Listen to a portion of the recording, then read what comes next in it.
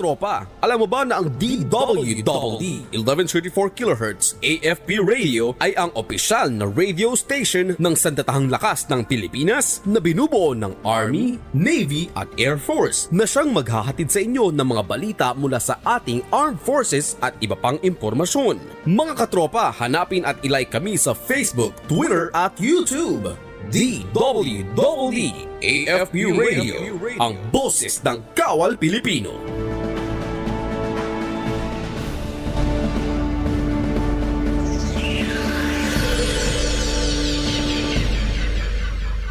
Kayo ay nakatutok sa DWDD AFP Radio. Kami po ay kasapi ng KBP, Kapisanan ng mga Broadcaster ng Pilipinas.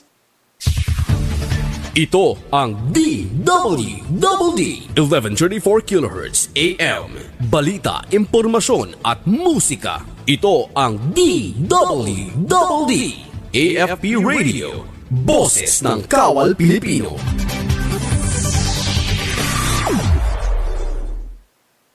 Ating pakinggan ang mga impormasyon at balita sa kasalukuyang kaganapan sa ating bansa. Dito sa programang Kumusta Pilipinas? Hosted by Major Sinon C. Pancito III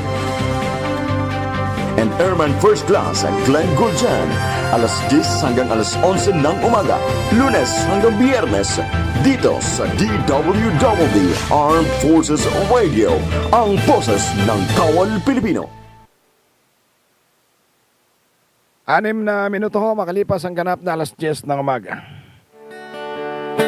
Kumusta ka, aking mahal? Sana ay nasa mabuti ka. Ako'y huwag mong intindihin. Lumalandi pa rin. Yun, kumusta na ho ang ating mga katropa? Gabing mapanglaway. 4 na ho tayo ngayong Enero, taong 2024. Malapit na 3 Kings na ho.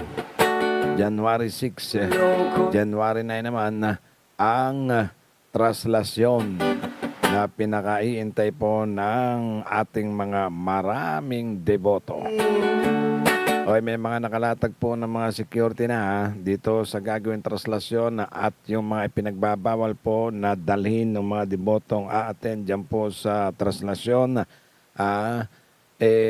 Sundin po natin, pakinggan po natin mabuti para iwas tayo dun sa mga abala ba. Adilat yaring mata. Siguradong maraming mga magsisipunta dyan ang pagtayahon ng Philippine National Police. Mga 2.5 million ng mga deboto yung pupunta. Matagal hong matagal na na-excite, nanabik yung ating mga deboto. Ilang taon bang walang traslasyon? Piling ka. Again, sa ngalan po ni na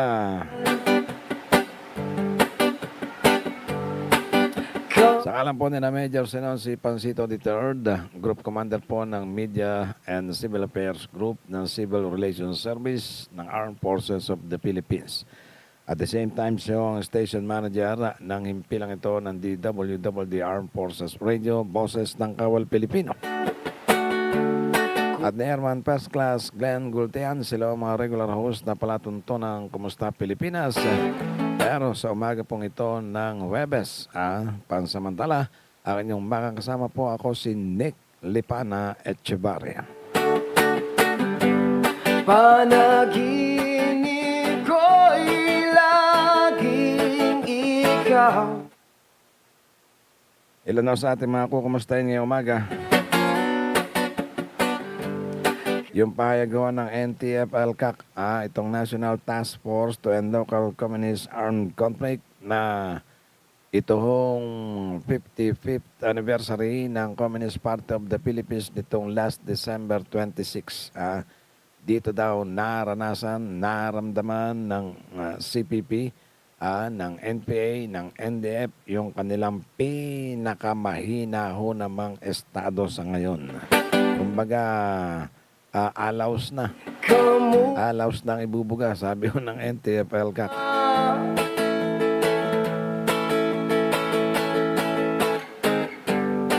Wala na rin silang guerrilla front. Sabi din ng Armed Forces of the Philippines na yung mga aktibong guerrilla front, yung mga natitira, 8 yung nabog. Meron pang natitira pero puro mga weekend guerrilla na ho yun. Watak-watak na. Wala nang capability. ay nadila. Habang itong ating Armed Forces of the Philippines, this year 2024, ang sabi ho nila, mas magiging dynamic and capable ang ating Armed Forces of the Philippines. Kahit na malayo ka'y pararing kapiling ka, mahal. Dito naman ho sa Northern Mindanao, isang mag-asawa ho na miyembro ng New People's Army. Actually ito ang sumuko dun ho sa 1003rd Infantry Brigade. Plus meron pa hong isang Amazona din yung sumuko dun sa ating mga authorities. And pagkaalam ko sugatan to eh. Kumusta ka, aking mahal? 11 minuto makalipas ang ganap na alas 10 na umaga, samantala naman yun hong ginawang pagsasanay ng Pilipinas at Estados Unidos. Akalain mong nagkaroon ho sila ng uninvited guest. Hindi kasama doon ho sa kanilang drills o yung exercise. Pero bumuntot. Binuntutan daw na naman. Daan sa awitin. Binuntutan itong mga Chinese vessels. Yun ho mga barko ng Pilipinas at Estados Unidos.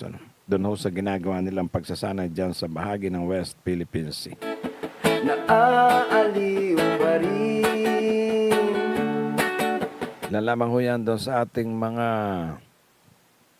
kukumustahin ngayon pong umaga dito sa Thursday edition ng Kumusta Pilipinas. Ikaw, sinta,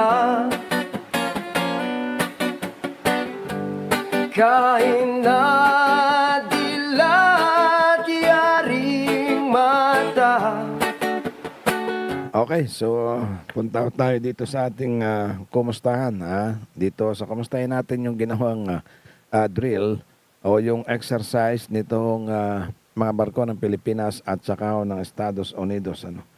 Kung sa habang ginagawa nila yung kanilang military exercise, meron po namang naispatan na 2 barko ng Chinese Navy ang nakita ho na bumubuntot doon sa 3 barko ng Pilipinas sa isinagawa nilang o habang nagsasagawa ng kanilang joint maritime exercises. Kasama ho itong United States dyan po sa West Philippine Sea, malapit dyan sa Lubang Occidental, Mindoro. Lamig ay di madarama. Kaya ho, tinawag nilang uninvited guest. Baka gustong sumali dun sa joint exercise. Bumubuntot-buntot baka naiinggit. Ayun sa ulat nitong si Vice Admiral Alberto Carlos, ang commander ng ating Armed Forces of the Philippines Western Command.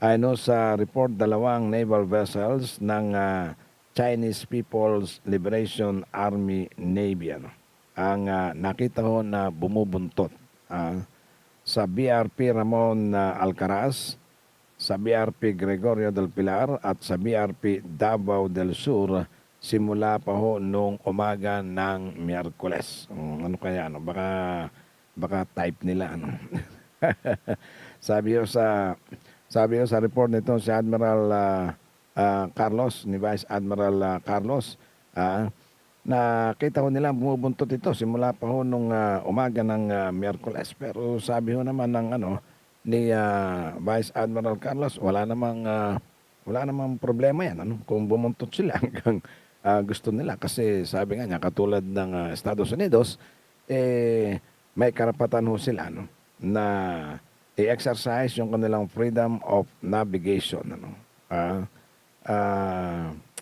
As long as na wala naman silang hindi naman nila ginagambala yun yung joint exercises sa pagitan po ng Pilipinas at saka ng Amerika. Kaya ito lang naman nung mga Chinese vessels ang mahilig na mahilig na tawag dito, mahilig ko na mag-warning o mahilig ko na makialam pagka merong mga dumadaan ng mga vessels o barko diyan ho sa may bahaging yan ng West Philippine Sea na sakop naman ho ng freedom of navigation. So sa kabila ho nung presensya ng mga bumubuntot ho na 2 barko ng China dito sa 3 barko ng Pilipinas habang nagsasagawa sila ng joint exercise nitong Estados Unidos. Ang sabi ho nitong si Vice Admiral Carlos, ang Pilipinas ho ay maayos matagumpay ho nilang naisakatuparan ng walang anuman hong paggambala yung kanilang joint maritime patrol. Hindi naman daw humarang o wala namang mga anumang unusual na movement na pinakita ho yung 2 barko ng China na nakita nilang bumubuntot doon ho sa 3 barko ng ating bansa. Ba't kaya yung ating barko lang ang binuntutan? Bakit hindi yung barko ng Amerika? Naaaliw pa rin. Siguro, kaya bumubuntot hindi na siguro, minomonitor nila, yun hong galaw, dun ho sa kanilang ginagawang pagsasanay, dyan ho sa naturang lugar. Sabi ko nga, baka gustong sumali. Kaya lang, hindi nga invited Pero yun hong lugar na yun kasi, bahagi yan ng ating exclusive economic zone. Kaya ho, sabi ni Vice Admiral Carlos, niradyo nila actually, yun hong nakita nila na 2 barko ng China. Yung Chinese Navy Vessels 570 at Chinese Navy Vessel 174. Ng radyo nila ito, ipinalam mo at binigyan nila ng ni-remind nila na itong bumubuntot ng mga barko. Kumbaga kayo pumapasok at kayo naglalayag dito sa loob ng sa loob ho ng Philippines sa loob ho ng sa loob ho ng Philippines and USMCA operational box. About 15,000 square nautical miles. Nung radyohan daw nila, sumagot naman. Sabi daw sila naman nag-ooperate doon sa kanilang jurisdictional area. Which is mali. Sabi nga nitong si Admiral Carlos. Dahil meron yun nasa loob ng ating jurisdiction. Sa loob ng ating exclusive economic zone na hanggang ngayon, patuloy na inaangkin nitong bansang China. And sabi nitong si Admiral Carlos pa, doon sa ginawa nilang Philippine-US drills, ang China nilimitahan naman nila yung kanilang aksyon sa pagbuntot dito sa ating mga barko. Hindi naman totally lumapit na malapit. Lumalapit lang naman yan kapag walang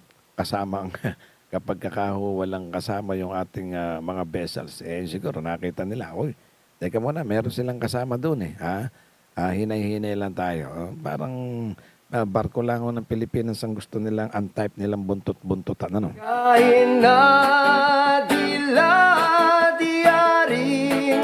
Siguro baka nagagandahan doon sa ating mga barko. kahit na malayo ka'y pararing kapiling. Samantala kinumpirma naman ng Armed Forces of the Philippines na yung maritime air exercises nila with the United States na bahagi sana ng kanilang joint maritime cooperative activity dyan sa West Philippine Sea, pansamantalang pinagpaliban muna dahil naman doon sa mga operational necessities nila. Ang nakansela ho na pagsasanay ay kinabibilangan ng joint photo exercise, yung Philippine-US formation at sea, gunnery exercise, cross-deck or personnel transfer exercises at officer of the watch maneuvers. Yun sana yung nakatakdang gawin doon sa kanilang maritime air exercise, pero nakansela po ito. Sabi ho ng ni Vice Admiral Carlos, ito ang kanyang pahayag doon sa mga mamamahayag na sakay-sakay ng BRP Gregorio del Pilar. So, yung unang araw po ng kanilang isinagawa na MCA, naka-scheduled sana doon sa yung unang araw sana na kanilang yung unang araw sana ng MCA naka-schedule noong January 2, pero na-reset ho yan the following day nung sumunod na araw, January 3. On Wednesday, itong Gregorio del Pilar ay nagsagawa ng unilateral exercise. Kasama itong Ramon Alcaraz at saka itong Davao del Sur na kinapapaloban ng standard communication checks and joint maritime patrol. Sabi nitong si Admiral Carlos, ginagawa nila yung unilateral exercises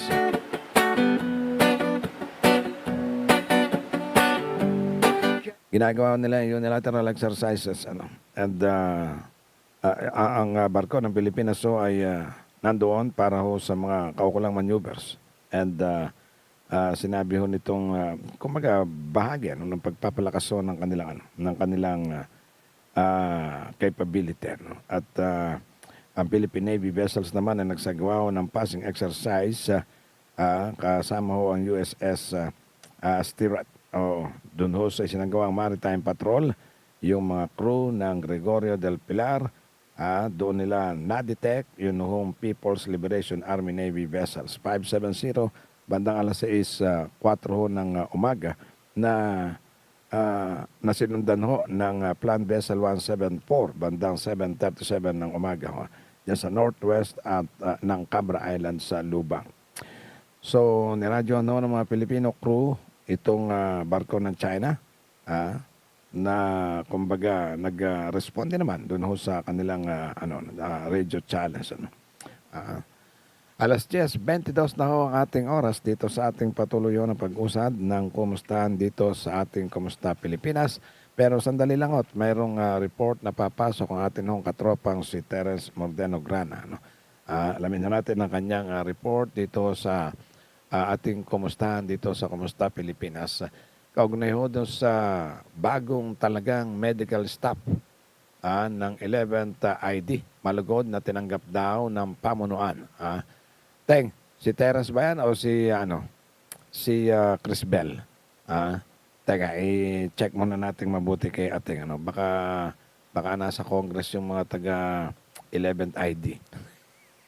Teng.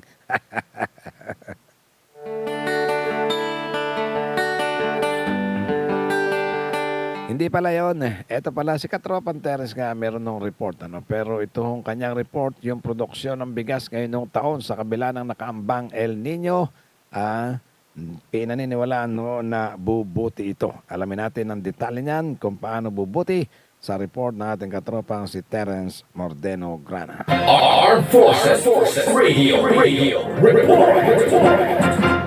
Detalye po ng ulat na yan. Magmumula kay Terence Mordeno Grana. Go! Naniniwala si Bicol Saro Party List Representative Brian Raymond Yamsuan na mas bubuti ang produksyon ng bigas ngayong taon sa kabila ng nakaambang El Nino. Sinabi ni Yamsuan na ito ay dahil sa inaasahang 31 bilyong pisong matatanggap ng mga palay producer mula sa pamahalaan sa ilalim ng 2024 General Appropriations Act. Tiniyak ng mababatas na makatatanggap ang mga maliliit na rice producer sa bansa ng nasa 15 billion peso cash aid mula sa 2023 tariff collections na mula sa mga angkat na bigas. Tiwala si Yamsuan na hindi lamang ang Department of Agriculture ang handa para sa panahon ng tagtuyot, ngunit maging ang iba pang kaugnay na mga ahensya ng gobyerno upang matiyak na mabibigyan ng sapat na suporta ang mga magsasaka ng palay tungo sa ikabubuti ng produksyon at kita sa bigas. Kamara de Representantes Terence Mordiano Grana nagbabalita para sa Armed Forces Radio, Boses ng Kawal Pilipino. Maraming salamat, Terence Mordiano Grana. Armed Forces Radio Report. Alam niyo, sa totoo lang, yung supply ng ating bigas, kaya lang naman kinukulang yan, tinatago ng mga malalaking, yung mga malalaking rice traders. Kung yan hindi naman itatago ng mga mapagsamantalang negosyante, palagay ko hindi naman tayo kukulangin. Sabihin na natin, kasi kung minsan kahit na meron tayong mga in-import sa ibang bansa, pagdating dito sa ating bansa na nasa kamay ho ng mga pribadong negosyante, yung mga private traders na mapagsamantala, tinatago paano hindi tayo kukulangin? Ang totoo niyan, kahit na sabihin nating sagana tayo sa produksyon sa bigas, maganda ho ang ani ng ating mga magsasaka.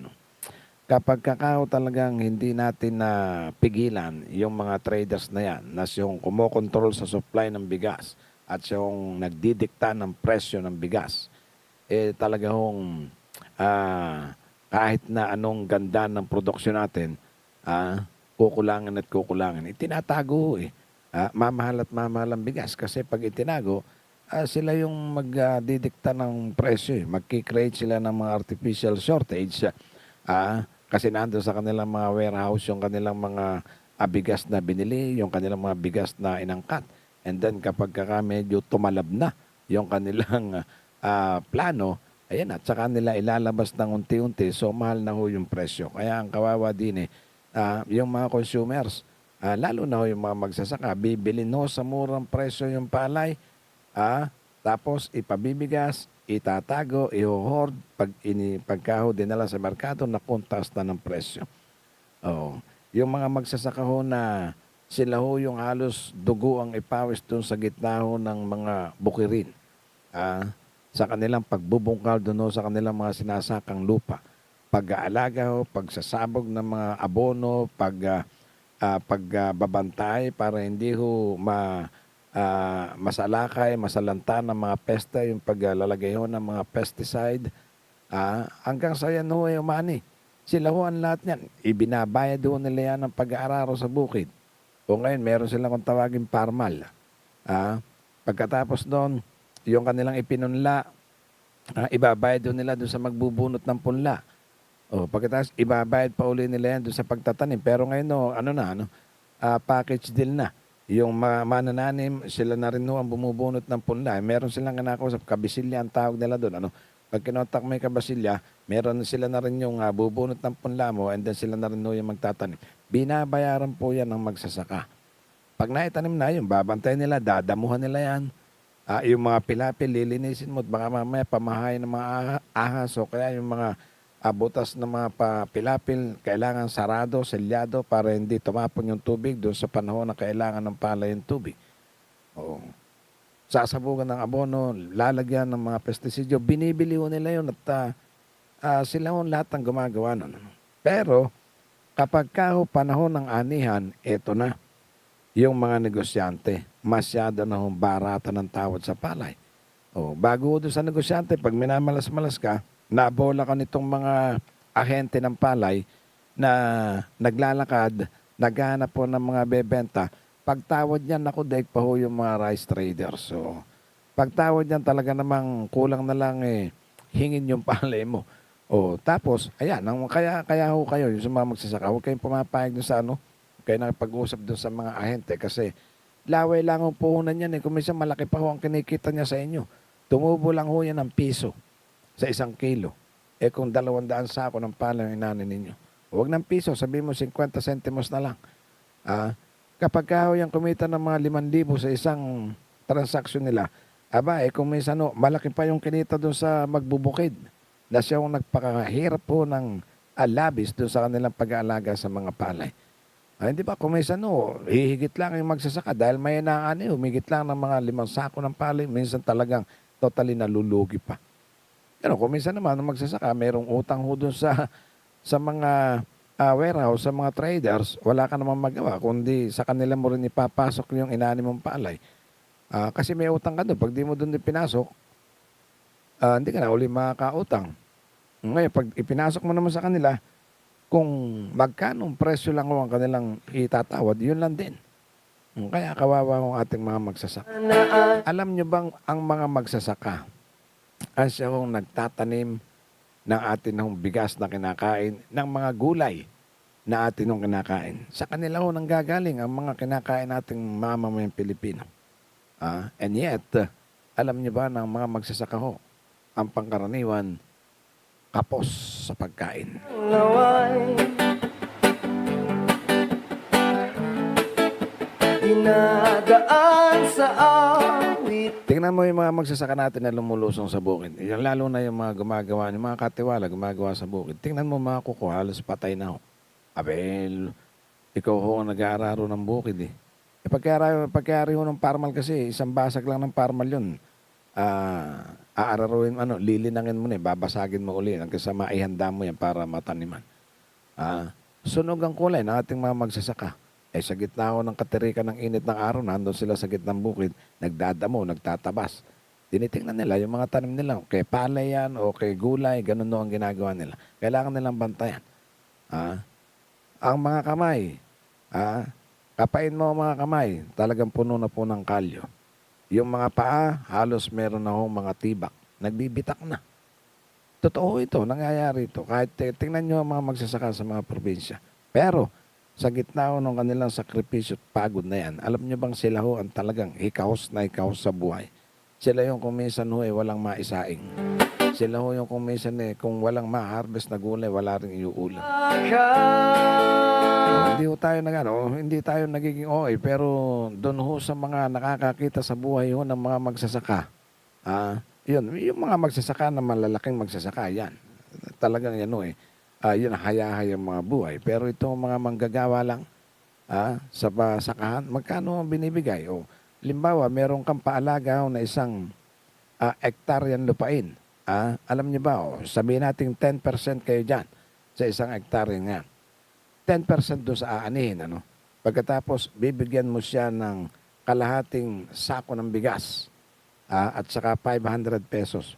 So habang yun yung panahon na ginagawa, gawaan ng bukid. So, ganun ang kalakaran. Bigyan mo siya ng kalahating sako ng bigas, tapos 500 piso. Yun hanggang sa matapos na ho. Yung 3 buwan na pagsasaka ninyo hanggang sa anihin na ho yung palay na itinanim ninyo. Ganun, 500 piso at saka ho kalahating sako ng bigas.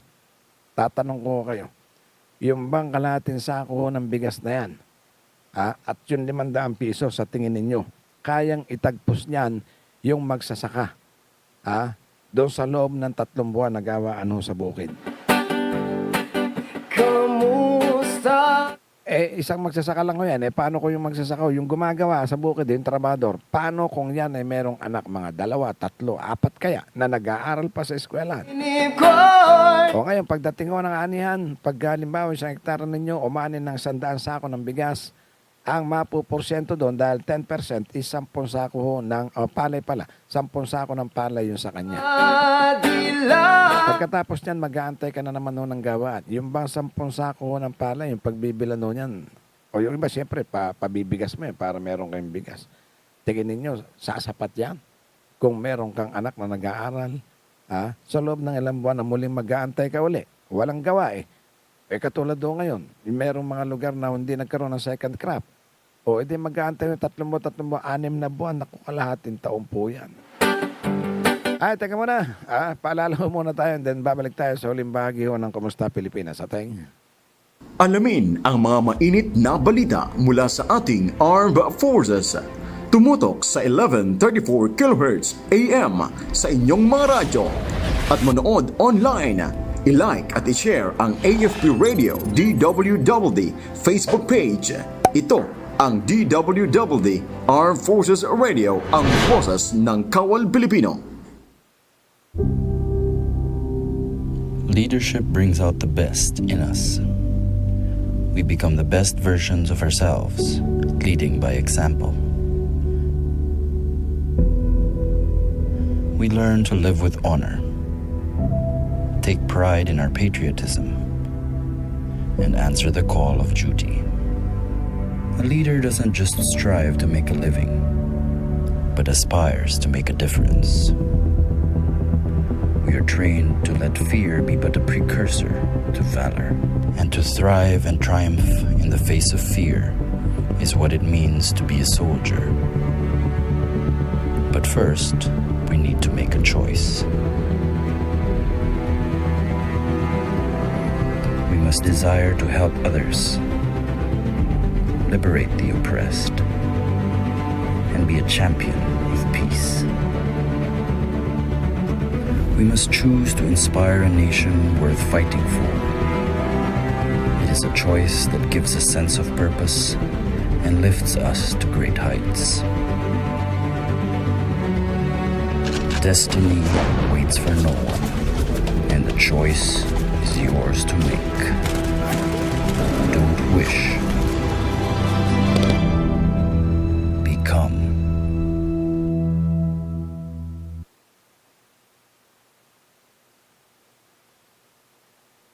Kayo ay nakatutok sa DWWD AFP Radio. Kami po ay kasapi ng KBP, Kapisanan ng mga Broadcaster ng Pilipinas. Mga katropa, alam mo ba na ang DWWD 1134 kHz AFP Radio ay ang opisyal na radio station ng Sandatahang Lakas ng Pilipinas na binubuo ng Army, Navy at Air Force na siyang maghahatid sa inyo ng mga balita mula sa ating Armed Forces at iba pang impormasyon. Mga katropa, hanapin at ilike kami sa Facebook, Twitter at YouTube. DWWD AFP Radio, ang boses ng Kawal Pilipino.